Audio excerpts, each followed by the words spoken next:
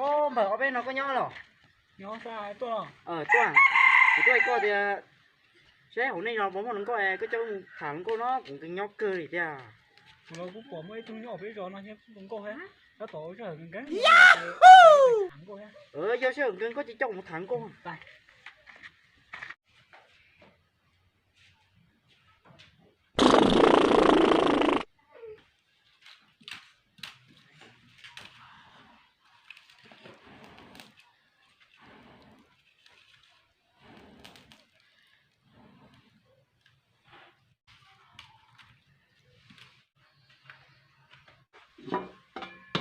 chả rau mỏ chỉ mua đi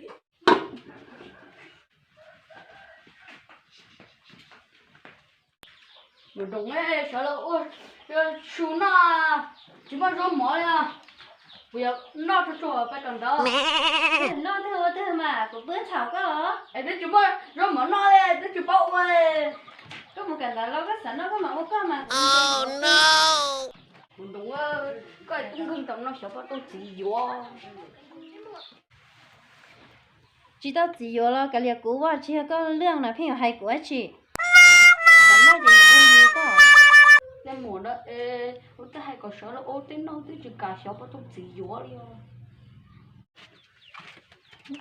người cái cờ tôi là nó trẻ à có chỉ khó chứ là của nhau nếu mà nó trèo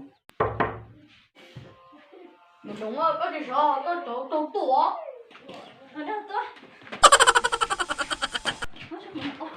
mà ôi rồi tổ mà ôi tổ trắng cô chúng ta có đi sao có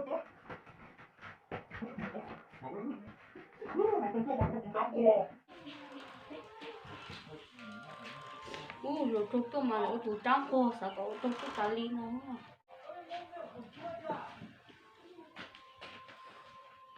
Bạn cái là đơn giản. tôi mà chúng tôi hay với chuyện nó nát thùng với cái thằng nó nào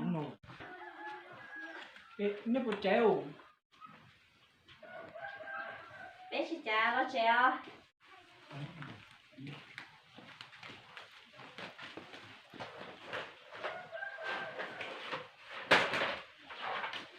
Rọc trong họ. một đi mà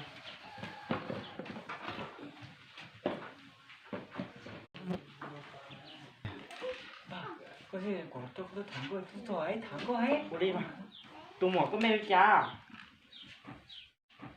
Ủa thì nó nếu mà thảo. Chị bảo nó lấy thảo. Ủa thì nó nếu mà thảo. Chị bảo nó lấy thảo. cha chỉ bảo nó Nếu mà thảo thì tao cho miêu nếu mà trẻ cũng mò được. ôi à thằng cũng có hai người chị Nếu lo tụi nếu mà ấy tua. thấy không tôi úi chuyện mò rồi lấy cả thằng lúc đấy mà cái thằng đó nó yếu cái phỉ á cái đéo mày nhìn lọc đâu cứ mò đâu nhìn lọc đâu cái chị phí thôi